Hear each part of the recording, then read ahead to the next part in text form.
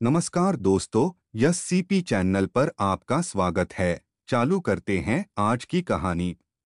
किसका फल किसने खाया।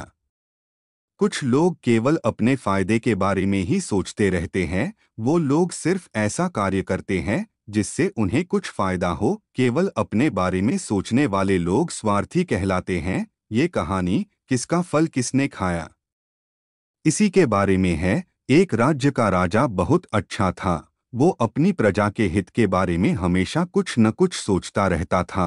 प्रजा भी राजा के काम से खुश थी। एक दिन राजा भेष बदलकर अपने राज्य में घूमने निकलता है। राजा रास्ते में देखता है कि एक वृद्ध छोटा सा पौधा रोप रहे हैं। राजा उस वृद्ध के पास जाते हैं और उनसे पूछते हैं कि आप ये किस चीज का पौधा रोप रहे हो।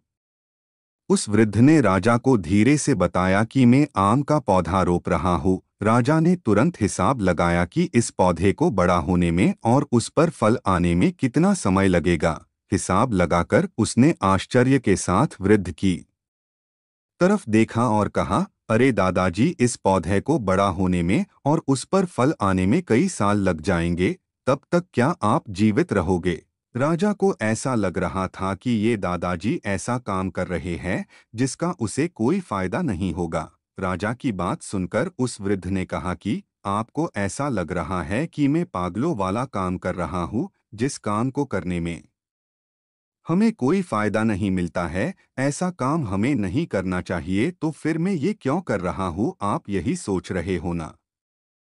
राजा ने कहा, हाँ मैं यही सोच रहा हूँ। वृद्ध ने राजा से कहा, आप ये भी तो सोचिए कि इस बूढ़े ने दूसरों की मेहनत का कितना फायदा उठाया होगा और दूसरों के लगाए पेड़ों के कितने फल अपनी जिंदगी में खाए होंगे।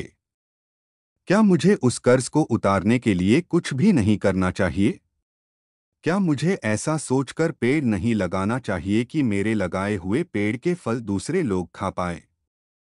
वृद्ध ने ये भी कहा कि जो लोग केवल अपने लाभ के बारे में ही सोचते हैं और जिसमें खुद को लाभ होता है, ऐसा ही काम करते हैं, वो लोग स्वार्थी होते हैं। वृद्ध की बात सुनकर राजा बहुत खुश हो जाते हैं और उसे भी कुछ अच्छा सीखने को मिलता है। इस कहानी से हमें ये शिक्षा मिलती है कि हमें केवल अपने लाभ के बारे में सोचकर काम नहीं करना चाहिए। अपने बारे में सोच के काम करने वाले स्वार्थी होते हैं।